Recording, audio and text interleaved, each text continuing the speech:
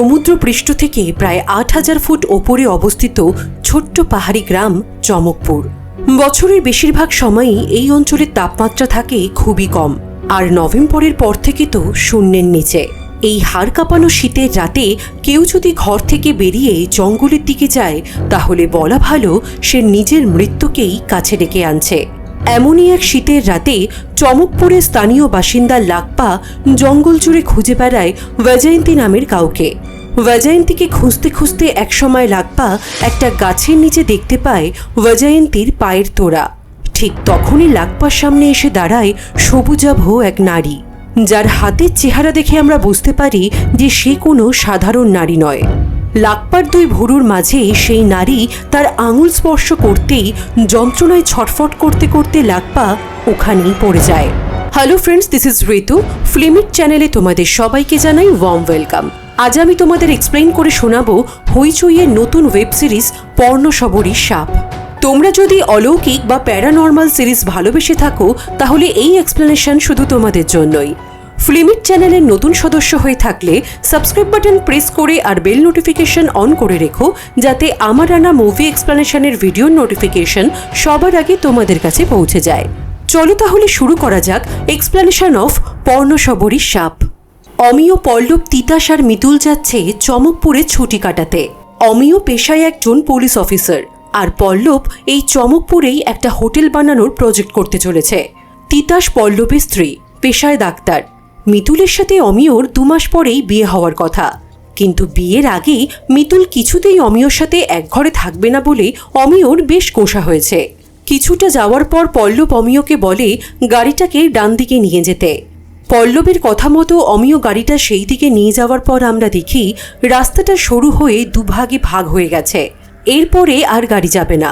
ওরা 4 জনেই গাড়ি থেকে নামে। অমিয় আর পল্লব বাঁদিকে রাস্তাটা দিয়ে যায় পল্লবের যেখানে হোটেল কনস্ট্রাকশন করার কথা সেই সাইটটা দেখতে। সেই সময় তিতাস আর মিতুল আশেপাশের ছবি তুলছিল। ওরা খেয়াল করে এই জায়গাটাতে কেমন যেন একটা অদ্ভুত নিস্তব্ধতা, একটা ঝিঝি পোকার ডাকও নেই। আর হঠাৎ করেই সেখানে ভেসে আসে অসম্ভব সুন্দর সুগন্ধি ফুলের গন্ধ। ওরা ঠিক করে এই ফুলের গন্ধটা ঠিক কোথা থেকে আসছে সেটা ওরা দেখতে যাবে। পাহাড়ি ফুলে সাধারণত রং বেশি কিন্তু গন্ধ কম, কিন্তু এই ফুলের গন্ধটা একেবারে মাতাল করা। কিছুটা যেতেই ওরা একটা শ্যাওলা জমা দেবী মূর্তি দেখতে পায়। তিতাস মূর্তিটার একটা ছবি তোলে, ঠিক তখনই ওর একটা ফোন আসে, কিন্তু ওখানে নেটওয়ার্ক না পাওয়ার কারণে তিতাস ওখান থেকে সরে যায় ফোনে কথা বলার জন্য। তিতাস ওখান থেকে সরে যেতে মিতুল কিছুটা কুণ্ঠাবোধ হলেও ওই দেবী মূর্তিকে স্পর্শ করে। নিজের পকেট থেকে রুমাল বের করে মিতুল মূর্তির গায়ের শ্যাওলাগুলো মোছার চেষ্টা করে, আর তখনই দেবী মূর্তি থেকে একটা অদ্ভুত আলোর ঠিকরে বেরিয়ে মিতুলকে ছিটকে দূরে ফেলে দেয়। একটা গা ছমছমে ভয়ে জাপটে ধরে চারিপাশে। কি যেন একটা শক্তি মিতুলকে উথাল পাতাল করতে থাকে। কিছুক্ষণ এভাবে চলার পর সবকিছু আবার স্বাভাবিক হয়ে যায়। আকস্মিক এমন ঘটনা ঘটাতে মিতুল বেশ ঘাবড়ে যায়।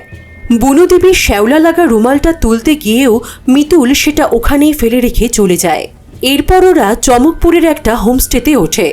সেই হোমস্টের দায়িত্বে আছে প্রেমা এবং প্রেমা স্ত্রী দুপচেন। যেহেতু মিতুল বিয়ের আগে কিছুতেই অমিয়র সাথে থাকবে না, তাই ওরা ঠিক করে যে একটা ঘরে থাকবে তিতাস আর মিতুল এবং আরেকটা ঘরে থাকবে পল্লব আর অমিয়। এরপর আমরা দেখি দুপচেন প্রেমাকে বলছে সকালে আনা সব মাংস খারাপ হয়ে গেছে, গ্রামে সবাই অসুস্থ হয়ে পড়ছে, সবার ঘরে ঘরে সব খাবার নষ্ট হয়ে যাচ্ছে। তা সত্ত্বেও প্রেমা হোমস্টের বুকিং কেন নিল? দুপচেনের কথা শুনে প্রেমা বলে এসব কারণে সে তো আর তার ব্যবসা বন্ধ করে দিতে পারে না। এই বলে প্রেমা ওখান থেকে চলে যায়, কিন্তু দুপচেনের চিন্তিত এক্সপ্রেশন আমাদেরকেও চিন্তায় ফেলে দেয় বইকি। পরের দিন সকালে ওরা ওদের হোমস্টের চারপাশটা ঘুরে দেখছিল। ঠিক তখনই মিতুলের মনে হয় কেউ একজন ওকে ফলো করছে। মিতুল তিতাসকে ডেকে সবটা বললেও ওরা তারপরে ওখানে আর কাউকেই দেখতে পায় না। অমিয় আর পল্লব বিয়ারের দোকানে বিয়ার নিতে গেলে দেখে সেখানে একজন কাস্টমার বলছে যে বিয়ারটা নাকি খারাপ হয়ে গেছে। ওরা সেই ব্যাপারে দোকানদারকে জিজ্ঞেস করলে দোকানদার বলে ওই কাস্টমার পাগল আছে, বিয়ার কখনো খারাপ হয় নাকি। কিন্তু ওরা চলে যাওয়ার পর দোকানদার ওই কাস্টমারের ফেরত দেওয়া বিয়ারের বোতলে গন্ধ শুকে দেখে যে সত্যি বিয়ারটা খারাপ হয়ে গেছে। দুপচেন খুব রহস্যময় দৃষ্টিতে পুরো ব্যাপারটা লক্ষ্য করে।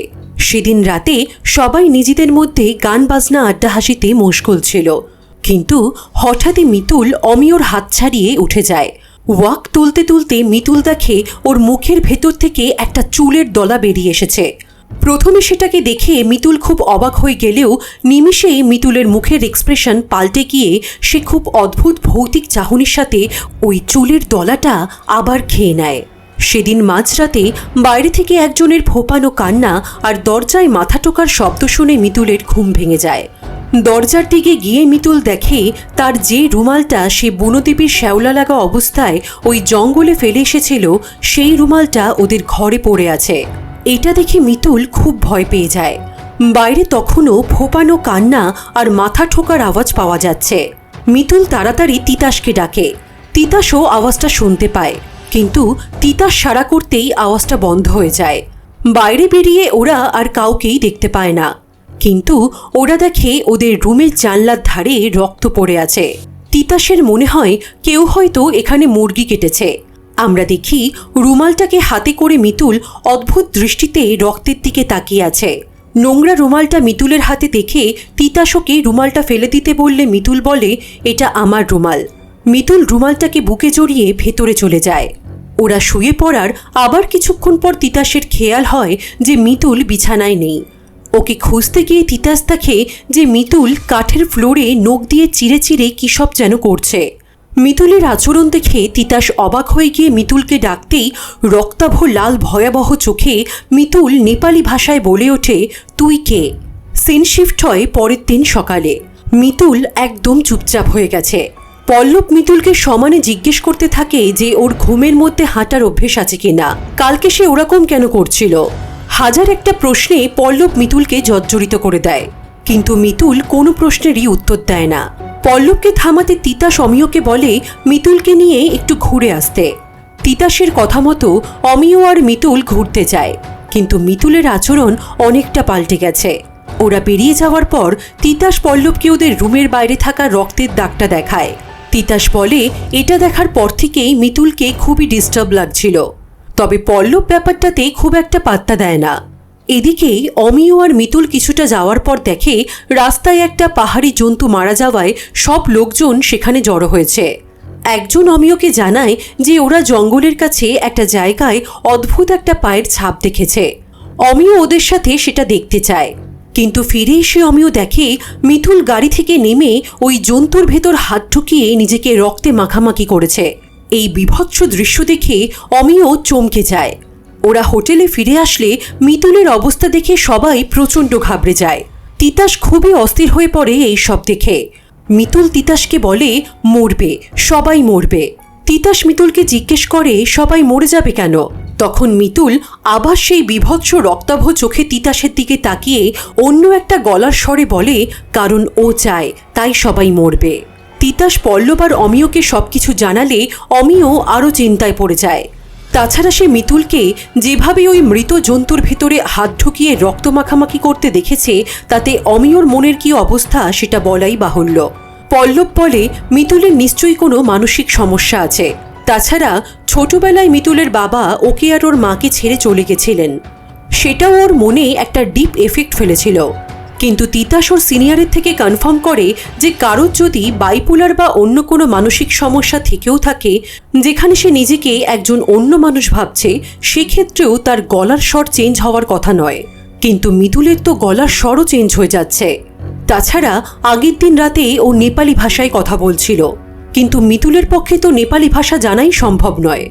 ওর যা অবস্থা তাতে ওকে ঘুমের ইঞ্জেকশন না দিয়ে এখন হসপিটালেও নিয়ে যাওয়া যাবে না, আর হসপিটালে গেলেও তো সেখানে সাইকিক অ্যাসিস্ট্যান্ট পাওয়া যাবে না। এই সব চিন্তায় ওরা অস্থির হয়ে ওঠে। অমিয় কিছুতেই ওই রক্তমাখা অবস্থায় মিতুলের চেহারাটা ভুলতে পারছে না। সবকিছু দেখে অমিয় সন্দেহ হচ্ছে এটা কি সত্যি সাইকোলজিক্যাল সমস্যা নাকি অন্য কিছু। অমিয় কি বলতে চাইছে সেটা বুঝতে পেরে তিতাস বলে, তাহলে কি ওদের ভাদুরী স্যারকে ডাকা উচিত? ভাদুরী স্যারের নাম শুনেই পল্লব তেলে বেগুনে জ্বলে ওঠে। পল্লব ভাদুরী স্যারকে একেবারেই পছন্দ করেন না। পল্লবের সবসময় মনে হয় যে ভাদুরী স্যার ছোটোখাটো ব্যাপারেও অতিরিক্ত ড্রামা ক্রিয়েট করেন। তিতাস বলে যে সে ভাদুরী স্যারকে এরকম অনেক কেস সামলাতে দেখেছে। ফ্ল্যাশব্যাকে আমরা দেখি তিতাসের হসপিটালের একজন পেশেন্ট ছাদ থেকে ঝাঁপ দিয়ে নিজেকে শেষ করে দেওয়ার চেষ্টা করছিল, কিন্তু সেই সময় তিতাসের হসপিটালে থাকা আরেকজন পেশেন্ট নীরেন ভাদুরী কি যেন একটা অলৌকিক ক্ষমতায় সেই পেশেন্টকে ছাদ থেকে ঝাঁপ দেওয়া থেকে আটকায়। ওরা ঠিক করে যে নীরেন ভাদুরীকেই এখানে ডেকে পাঠাবে। তাছাড়া উনি একটা সেমিনারে চমকপুরের কাছেই জলপাইগুড়িতেই আছেন, তাই এখানে আসতেই ওনার খুব বেশি সময় লাগবে না। ইনিই হলেন নীরেন্দ্রনাথ ভাদুরী, সরকারি কলেজের অবসরপ্রাপ্ত অধ্যাপক। পড়াতেন সংস্কৃত, কিন্তু একাডেমিক কৌতূহলে তিনি যোগ দেন তন্ত্রবিদ্যার অন্দরে। বিচিত্র সব অভিজ্ঞতায় ভরপুর ওনার জীবন। অলৌকিক বা প্যারানর্মাল বিষয় তার অগাধ জ্ঞান। সেমিনার শেষে ভাদুরী স্যার তিতাসের ডাকে রওনা দেন চমকপুরের উদ্দেশ্যে। ভাদুরী স্যার ওদের হোটেলে পৌঁছে গেলে পল্লব ওদেরকে লুকিয়ে মিতুলের ঘরে গিয়ে মিতুলকে ডেকে বলে, ঘর থেকে বেরিয়ে আয় মিতুল, কেন এমন করছিস? তুই এরকম করছিস বলে তিতাস আর অমিয় ওই ভাদুরীকে ডেকে সার্কাস করতে চাইছে। এক্ষুনি ওই লোকটা নানা রকম নাটক শুরু করবে, বেরিয়ে আয় প্লিজ। পল্লব নিজের মতোই কথাগুলো বলে মিতুলকে ডেকে চলেছে, ঠিক তখনই বিভৎস রূপ নিয়ে মিতুল পল্লবকে পেছন থেকে জড়িয়ে ধরে নেপালি ভাষায় বলে ওঠে, আমার লজ্জা করছে। মিতুলের এইরকম আচরণ দেখে পল্লবের তো আক্কেল গুরুম হয়ে যায়। সেই সময় ওরা সবাই মিতুলের ঘরে চলে এলে মিতুল খাটের নিচে ঢুকে যায়। নীরেন ভাদুরী মিতুলের দিকে এগোলে মিতুল ভয়ানক কণ্ঠে বারবার বলতে থাকে, ওকে ডাক, ওকে ডাক। কাঠের ফ্লোরে নখ দিয়ে চিরে চিরে মিতুল যে নকশাটা বানিয়েছিল, ভাদুরী স্যার তার একটা ছবি তুলে নেন। তিনি সবাইকে বলেন এই ঘরের দরজার ভেতরের লকটা ভেঙে ফেলে বাইরে থেকে দরজা বন্ধ করার ব্যবস্থা করতে। আর এখন মিতুলের কিছুক্ষণ একা থাকা উচিত। ওরা সবাই মিতুলের ঘর থেকে বাইরে বেরিয়ে আসে। ঠিক তখনই একজন স্থানীয় বাসিন্দা প্রেমাকে ডেকে বলে, ওদের বন্ধু বাদশাহ জঙ্গলে কিছু একটা দেখে খুব অসুস্থ হয়ে পড়েছে। কথাটা শুনেই অমিয় আর পল্লবও ওদের সাথে বাদশার বাড়িতে যায়। সেখানে গিয়ে ওরা দেখে বাদশাহ বেশ অসুস্থ হয়ে পড়েছে। ওরা বাদশার থেকে জানতে পারে ওই জঙ্গলে বাদশাহ একজন ভয়াবহ আকৃতির কাউকে মানুষের রক্ত খেতে দেখেছে।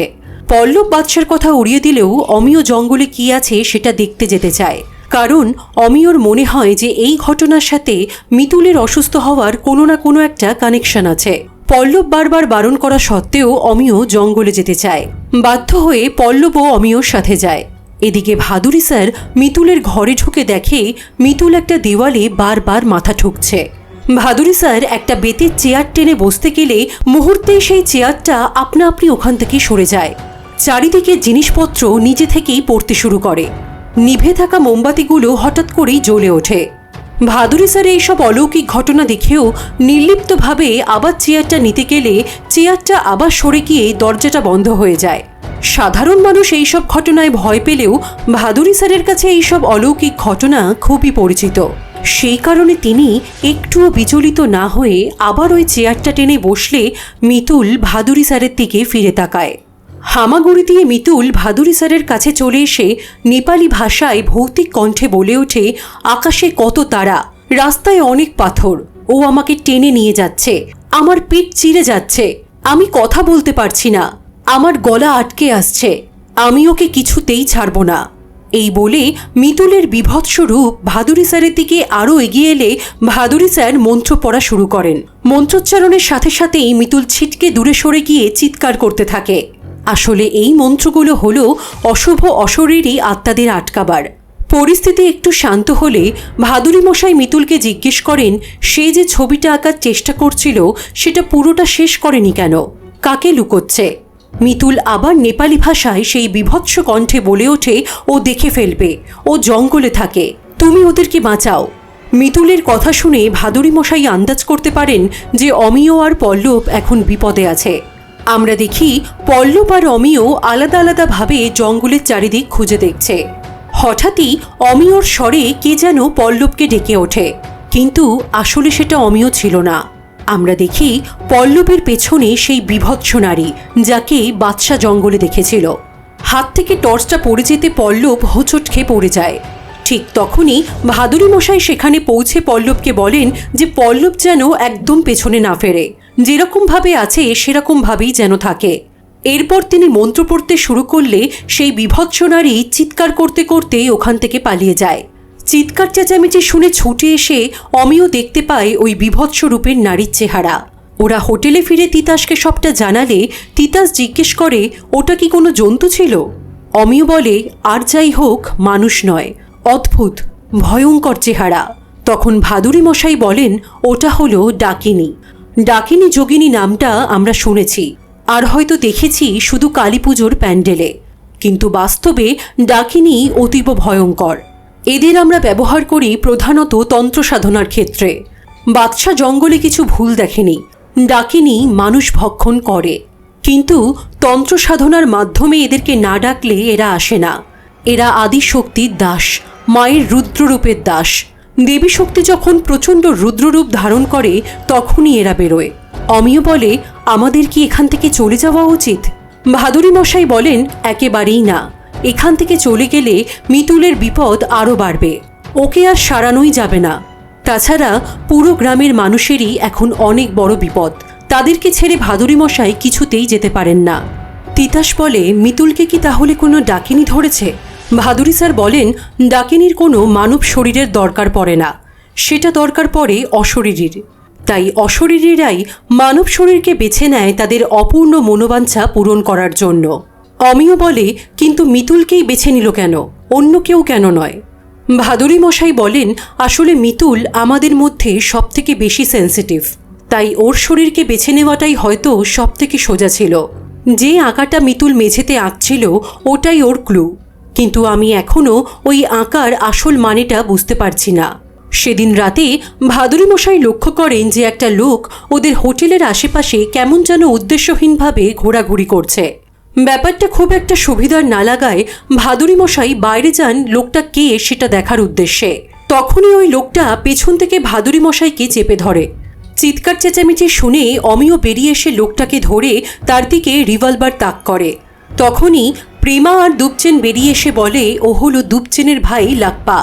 ওর বউ বৈজয়ন্তী জঙ্গলে হারিয়ে গেছিল, হয়তো কোনো জন্তু বৈজয়ন্তীকে খেয়ে ফেলেছিল, তারপর থেকেই লাকপা পাগল হয়ে গেছে। এই সিনটা আমরা শুরুতেই দেখেছিলাম যে লাকপা বৈজয়ন্তী নামের কাউকে খুঁজতে গিয়ে এক সবুজাভ নারীর দেখা পায়। সেই নারী লাকপার কপালে আঙুল ঠেকাতেই লাকপার এই অবস্থা হয়। ভাদুরী মশাই বলেন বৈজয়ন্তীকে খুঁজে না পেয়ে লাকপা পাগল হয়নি, ওর ওপর নিশ্চয়ই কোনো অভিশাপ আছে। উনি দুপচেনকে আসল সত্যিটা বলতে বলেন। দুপচেন বলতে শুরু করে। সিন শিফট হয় ফ্ল্যাশব্যাকে। বৈজয়ন্তীর আগে লাকপার সাথে সীতা নামের একটি মেয়ের বিয়ে হয়েছিল। সীতা লাকপাকে খুবই ভালোবাসত। জঙ্গলের ওই দেবীর ভক্ত ছিল সীতা। সীতা তার জ্ঞান হওয়ার পর থেকেই ওই দেবীর পুজো করত। সীতার মনে হতো ওই দেবী তাকে এত ভালো বর, এত সুন্দর সংসার দিয়েছেন, কিন্তু সীতার একটা রোগ ছিল, সেটা হলো সেতী। প্রথমে লাকপা ব্যাপারটা বুঝতে পারেনি। ইতিমধ্যেই সীতা অন্তঃসত্ত্বা হয়ে পড়ে। খবরটা খুব খুশির হলেও ততদিনে সীতার শরীরে সেতী রোগটা আরও ছড়িয়ে গেছে। সীতার এই রোগের ব্যাপারটা বুঝতে পেরে লাকপা এবং তার পরিবার জোর করে সীতাকে জড়িবুটি খাইয়ে দেয় যাতে তার গর্ভের সন্তান নষ্ট হয়ে যায়। কারণ লাকপা আর তার পরিবারের লোকের মনে হয় ওই সন্তান জন্মালে সেও একই রোগ নিয়ে জন্মাতে পারে। লাকপা সীতাকে বলে যে সীতার চেহারা দেখে তার ভয় করছে, ঘেন্না করছে। সন্তান জন্মালে সেও তার মাকে দেখে ঘেন্না পাবে, তাই এই সন্তানকে ওরা কিছুতেই আসতে দেবে না। সীতার আকুল কান্না কেউ সেদিন শুনতে চায়নি।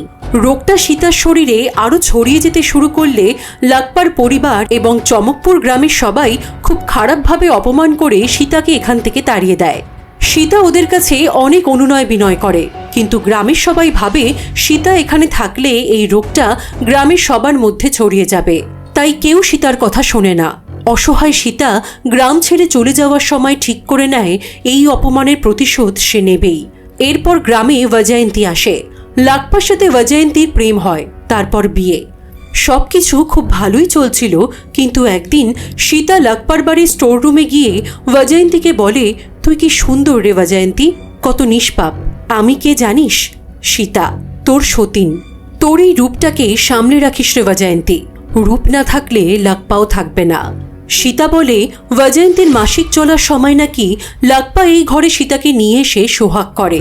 এরকম আরও অনেক কথা বলে সীতা বৈজয়ন্তীকে অপমান করার আর ভয় দেখানোর চেষ্টা করে। তবে দুপচেনের মনে হয় সীতা মিথ্যে কথা বলেছিল। লাকপা আর যাই করুক বৈজয়ন্তীকে কখনোই ঠকাতে পারে না, কিন্তু এরপরে বৈজয়ন্তী খুবই বদলে যায়। কথায় কথায় লাকপার সাথে ঝগড়া করতে শুরু করে।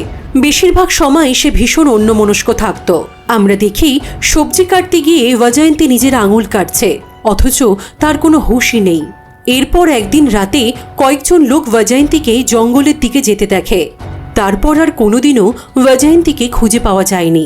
লাকপা ওকে খুঁজতে জঙ্গলে গেছিল। তারপর থেকেই লাকপার এই অবস্থা। সেদিন জঙ্গলে কি হয়েছিল কেউ জানে না। দুপচেন যখন সবাইকে এই কথাগুলো বলছিল, লাকপা তখন ওখান থেকে উঠে জঙ্গলে গিয়ে একটা কঙ্কালের কাঁধে মাথা রাখে। তাহলে কি এই কঙ্কালটাই বৈজয়ন্তীর? ফ্ল্যাশব্যাকে এর পরের সিনে আমরা দেখি সীতা বৈজয়ন্তীকে টেনে টেনে জঙ্গলের ওই দেবী মূর্তির কাছে নিয়ে যাচ্ছে। এরপর সীতা বৈজয়ন্তীকে ওই দেবী মূর্তির কাছে নিয়ে গিয়ে একটা জবা ফুলের মালা পরিয়ে কপালে সিঁদুর দিয়ে মায়ের কাছে বলি দিয়ে দেয়। সিন শিফট হয় বর্তমানে। অমিয়, তিতাস আর ভাদুরী মশাই দুপচেনকে নিয়ে লাকপার বাড়িতে আসে। সেখানে গিয়ে ওরা স্টোর রুমে একটা আঁকা দেখতে পায়। ভাদুরী মশাই বলেন তন্ত্রের ভাষায় এটাকে যন্ত্র বলে। ঠিক এই যন্ত্রটাই মিতুল কাঠের ফ্লোরে আঁকার চেষ্টা করছিল। ভাদুরী মশাই বলেন কিন্তু এটা তো যে সে যন্ত্র নয়। দেবীর সংহার রূপকে, রুদ্ররূপকে জাগিয়ে তোলার জন্য এই যন্ত্রের দ্বারা কঠিন তন্ত্র সাধনা করা হয়, কিন্তু যে কারোর পক্ষে তো এই সাধনা করা সম্ভব নয়। এর জন্য বংশ পরম্পরার শিক্ষা লাগে। দুপচেনের কাছ থেকে জানা যায় যে সীতার মা একজন পূজারিণী ছিলেন, তবে সীতার বাবা মা অনেক বছর আগেই মারা গেছেন। সীতা সবসময় বলতো জঙ্গলের ওই বনদেবী সীতার মা।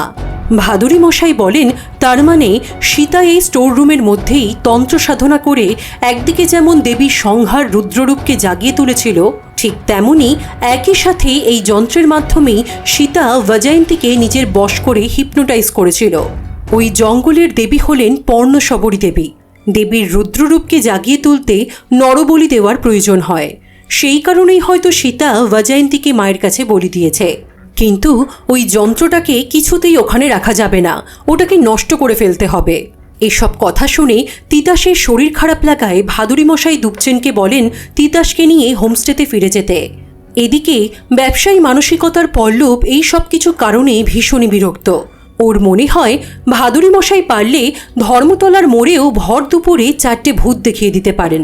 পল্লব প্রেমাকে বলে এই ভূতের কথা রটলে প্রেমার হোমস্টে আর ওর হোটেল বানানোর প্রজেক্টের 12টা বেজে যাবে।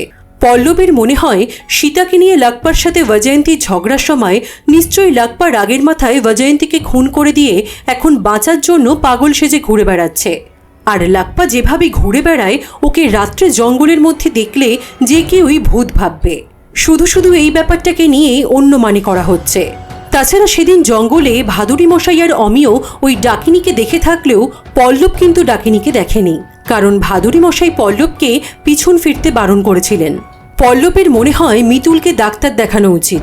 সেই সব না করে এরা ভূত প্রেত নিয়ে পড়েছে। পল্লব প্রেমাকে বলে যে সে তাকে 10,000 টাকা দিচ্ছে। প্রেমা যেন পল্লবকে একটা স্ট্রং ঘুমের ইঞ্জেকশন এনে দেয়। এদিকে অমিয় আর ভাদুরী মশাই আগুন দিয়ে ওই যন্ত্রটাকে পুড়িয়ে দেয়। প্রেমা পল্লবকে ঘুমের ইঞ্জেকশনটা এনে দিলে পল্লব সবাইকে লুকিয়ে মিতুলকে ইঞ্জেকশনটা দিতে যায়, কিন্তু মিতুলের হাতে ইঞ্জেকশনটা দিতে যেতেই ইঞ্জেকশনের সিরিঞ্জটা বেঁকে যায়। আর সঙ্গে সঙ্গে মিতুল পল্লবের গলা টিপে ধরে বিভৎস আওয়াজে বলতে থাকে ওকে ডাক, ওকে ডাক। তখনই তিতাস সেখানে চলে আসে।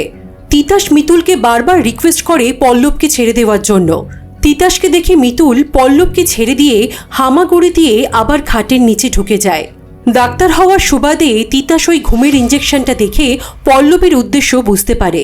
এদিকে মিতুল কাঠের ফ্লোরে আওয়াজ করে ডেকে ওই রুমালটা তিতাসকে দেয়। রুমালের গায়ে শ্যাওলা দেখে তিতাসের মনে পড়ে যায় যে এই শ্যাওলার রংটা জঙ্গলের ওই বুনোদেবীর মতো। তিতাসের মাথায় ব্যাপারটা স্ট্রাইক করতে সে ভাদুরী মশাইকে ফোন করে সবটা বলে। রুমালটা দেখে আর তিতাসের ফোনে বুনোদেবীর ছবি দেখে ওরা নিশ্চিত হয় যে এই রুমালের গায়ে লেগে থাকা শ্যাওলাগুলো জঙ্গলের সেই বুনোদেবীরই। তিতাস ভাদুরী মশাইকে জিজ্ঞেস করে যে মিতুল তাকে আগে কেন এই রুমালটা দেয়নি। তখন ভাদুরী মশাই বলেন এতদিন বৈজয়ন্তীর আত্মা সীতার বশে ছিল, কিন্তু যখনই উনি আর অমিয় লাকপা স্টোর রুমের আঁকা ওই যন্ত্রটা পুড়িয়ে ফেলেন তখনই বৈজয়ন্তীর আত্মা সীতার বশ থেকে মুক্তি পায়। আর তারপরেই মিতুলের শরীরে থাকা বৈজয়ন্তীর আত্মা তিতাসকে এই রুমালটা দিতে পারে। এখন বৈজয়ন্তীর একমাত্র লক্ষ্য হল সীতা, কারণ সে সীতার ওপর প্রতিশোধ নিতে চায়। সেই কারণেই মিতুলের শরীরে থাকা বৈজয়ন্তীর আত্মা বারবার সবাইকে বলছে ওকে ডাক। আসলে সে সীতাকে তার সামনে নিয়ে আসতে বলছে। পল্লব ওদের এইসব কথায় খুবই বিরক্ত হয়, কারণ ও চায় না যে এই গ্রামে এইসব ভূতের গল্প রটুক। এখানে হোটেল করার প্রজেক্টের পেছনে পল্লব ওর সমস্ত সেভিংস ইনভেস্ট করেছে। তিতাস আর অমিয়র মনে হয় যে পল্লব অসম্ভব বদলে গেছে। কলেজে পড়াকালীন পল্লব অমিয়র কাছে আদর্শ ছিল, অনেক উন্নত মানের চিন্তাধারা ছিল পল্লবের, কিন্তু আজকের দিনে দাঁড়িয়ে সে শুধুমাত্র একজন লোভী স্বার্থপর ব্যবসায়ী, যে নিজের স্বার্থ ছাড়া আর কিছুই বুঝতে চায় না। সেদিন রাতে অমিয় আর ভাদুরী মশাই জঙ্গলে ওই বুনোদেবীর কাছে যায়। মূর্তিটা ভালো করে দেখে ভাদুরী মশাই বলেন এখানে বেশিক্ষণ থাকাটা ওদের জন্য ঠিক হবে না, ওদেরকে যেভাবেই হোক সীতাকে খুঁজে বের করতে হবে। সেই মতো অমিয় লোকাল থানাকে তার নিজের পরিচয় দিয়ে সীতাকে খুঁজে বার করার ব্যবস্থা করে। চারিদিকে সীতার ছবি ছড়িয়ে দেওয়া হয়। এদিকে ভাদুরী মশাই গ্রামের সবাইকে বোঝান যে তারা সীতার সাথে যেটা করেছে সেটা অন্যায়। তাদের উচিত ছিল সীতাকে ডাক্তার দেখানো, চিকিৎসা করানো। সীতার কোনো সংক্রামক রোগ ছিল না, তা সত্ত্বেও সবাই মিলে সীতাকে দূর দূর করে তাড়িয়ে দিয়েছিল। প্রতিশোধ নিতে সীতা তন্ত্র আরাধনা করে জঙ্গলের পর্ণশবরী দেবীর সংহার রূপকে জাগিয়ে তোলে, আর বৈজয়ন্তীকে বলি দেয় মায়ের কাছে। পর্ণশবরী দেবী আরোগ্যের দেবী, কিন্তু ওনার সংহার রূপ অথবা রুদ্ররূপ ভীষণই ভয়ানক। ভাদুরী মশাই বলেন এই পরিস্থিতিতে যতক্ষণ না বৈজয়ন্তীর আত্মা মুক্তি পাচ্ছে ততক্ষণ প্রত্যেকের বাড়িতে অভয়া মুদ্রা আঁকতে হবে।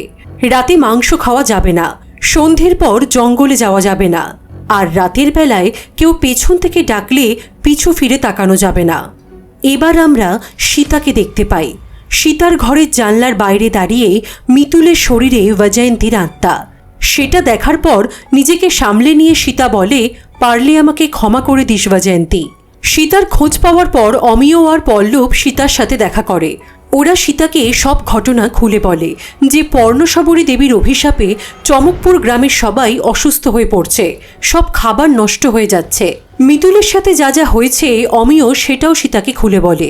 অমিয় বলে সীতার সাথে যা যা হয়েছে সেটা ক্ষমার অযোগ্য, কিন্তু এতে মিতুলের তো কোনো দোষ নেই। তখন সীতা বলে যে ভুল তারই হয়েছে, ছোট থেকেই সে পর্ণশবরী মায়ের ভক্ত। সেই সময় রাগের বশে সে পুজো করে পর্ণশবরী মায়ের রুদ্ররূপকে জাগিয়ে তুলেছিল, কিন্তু মাকে বলি দেওয়ার নিয়মকানুন সীতার জানা ছিল না। কোনো মানুষকে যদি বলি দিতে হয় তাহলে আগে তার অনুমতি নিতে হয়। তন্ত্র সাধনা দ্বারা যাকে বশ করা হয়েছে তাকে বলি দিতে নেই, কিন্তু সীতা যখন বৈজয়ন্তীকে বলি দিয়েছিল তখন বৈজয়ন্তী সীতার বশে ছিল। সেই কারণেই মৃত্যুর পরও বৈজয়ন্তীর আত্মা মুক্তি পায়নি। অমিয় সীতার কাছে আকুলভাবে অনুরোধ করে মিতুলকে ঠিক করে দেওয়ার জন্য। একজন পুরুষ মানুষের তার ভালোবাসার নারীর প্রতি এতটা টান দেখে সীতা অমিয়কে সাহায্য করতে রাজি হয়ে যায়।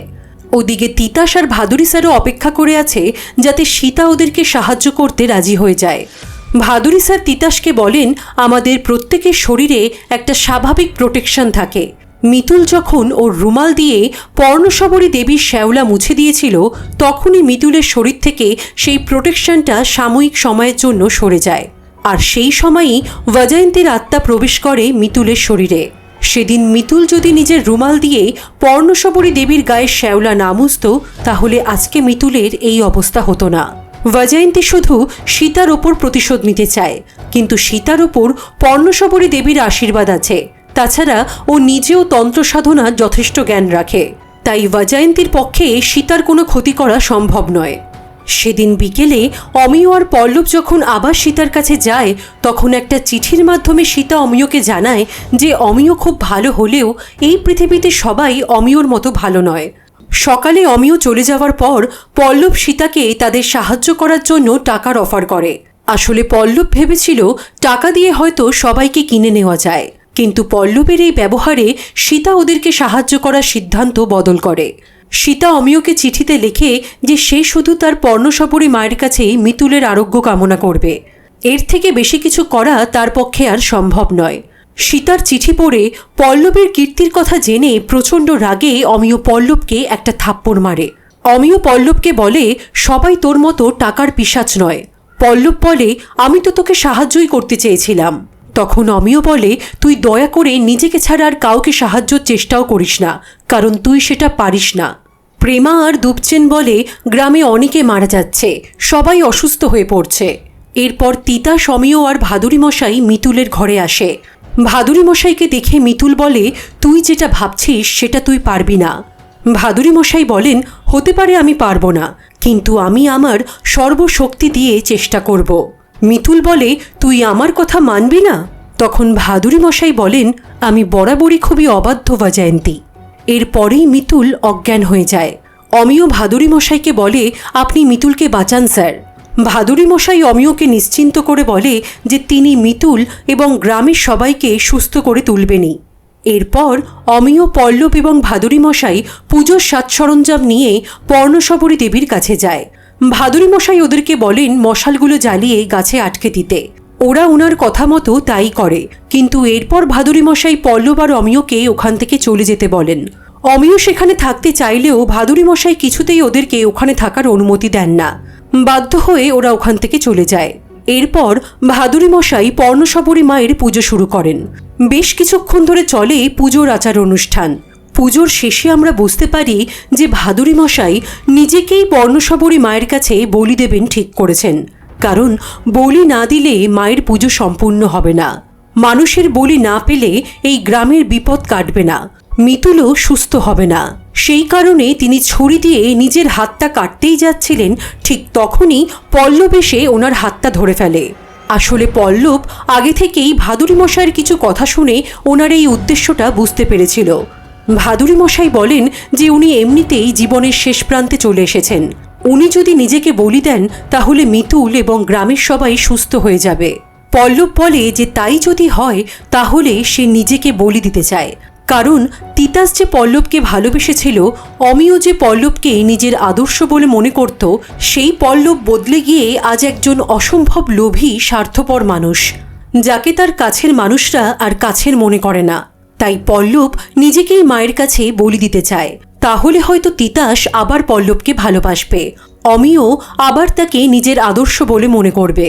ভাদুরী মশাই পল্লবকে বারবার এরকম কাজ করতে বারণ করে, কিন্তু পল্লব কোনো কথা না শুনেই ছুরি দিয়ে নিজের হাত কেটে দেয়। তারপরেই পল্লবের হাতের রক্ত মায়ের পুজোর উপকরণে পড়লে চারিদিকে সবুজ আলো ছড়িয়ে যায়। এদিকে আমরা দেখি ওই ডাকিনী লাকপার ঘরে পৌঁছে গেছে।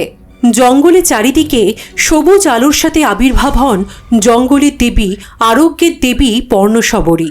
পল্লব আর ভাদুরী মশাই অবাক চোখে দেখতে থাকেন দেবীর রূপ। এরপর সিন শিফট হয় পরের দিন সকালে। বন্ধ ঘর থেকে মিতুল তিতাসের নাম করে ডেকে দরজা ধাক্কাতে থাকে। তিতাস বেশ উৎকণ্ঠার সাথে দরজা খুলে দেখে মিতুল একদম সুস্থ হয়ে গেছে, স্বাভাবিকভাবে কথা বলছে। মিতুলের চোখ মুখও একদম স্বাভাবিক। তিতাস প্রচণ্ড খুশিতে অমিয়কে ডাকে। মিতুল সুস্থ হয়ে গেছে দেখে অমিয় খুবই খুশি হয়। তবে স্বাভাবিকভাবেই মিতুলের এই কদিনের কথা কিছুই মনে নেই, সে জানে না তার সাথে কি হয়েছে। এরপর ওদের হঠাৎই খেয়াল হয় ভাদুরী মশাই আর পল্লব রাতে হোমস্টেতে ফেরেনি। ওদেরকে খুঁজতে তিতাস, অমিয় এবং মিতুল জঙ্গলে পর্ণশবরী মায়ের কাছে যায়। সেখানে গিয়ে ওরা দেখে পল্লব এবং ভাদুরী মশাই মাটিতে পড়ে আছে। কি ভাবছেন, ওরা দুজনেই মারা গেছে? না, ওরা জীবিত তো আছেই, উপরন্তু আরোগ্যের দেবী পর্ণশবরী মা পল্লবের হাতের কাটা দাগটা মিলিয়ে দিয়েছেন। তার উপর সবথেকে বড় চমৎকার হিসেবে ভাদুরী মশাইয়ের অর্ধপঙ্গু পা দুটোকেও আরোগ্যের দেবী পর্ণশবরী মা একদম সুস্থ করে দিয়েছেন। পল্লব বুঝতে পারে না যে ও নিজেই যেখানে নিজের হাত কাটল সেখানেও কি করে বেঁচে আছে। ও তো নিজেই নিজেকে মায়ের কাছে বলি দিয়েছিল। ভাদুরী মশাই বলেন, বলি শুধু শরীরের হয় না, অনেক সময় বলি অন্য কিছুরও হয়। পল্লব যেমন আগের দিন রাতে মায়ের কাছে তার লোভ, অহংকার, স্বার্থপরতা বলি দিয়েছে, পর্ণশবরী মা তাতেই খুশি হয়ে পল্লবের হাতের কাটা দাগটা অবধি মিলিয়ে দিয়েছেন। তখনই দুপচেন এসে কাঁদতে কাঁদতে বলে, গ্রামের সবাই সুস্থ হয়ে গেলেও লাকপা মারা গেছে। আমরা বুঝতে পারি যে পর্ণশবরী মা নিজের বলি হিসেবে লাকপাকেই বেছে নিয়েছেন, আর তার বদলে সুস্থ করে দিয়েছেন মিতুল এবং চমকপুর গ্রামের সমস্ত মানুষকে। লাকপার দেহ সৎকার করা হয়। ঠিক তখনই ভাদুরী মশাইয়ের ডাক পড়ে আবার নতুন অলৌকিক ঘটনায়। একজনের মৃত ছেলে তার মৃত্যুর 6 বছর পর আবার ফিরে এসেছে, আর এখানেই শেষ হয় পর্ণশবরীর সাপ। ভিডিওটি ভালো লেগে থাকলে please do like, comment, share and please don't forget to subscribe film it.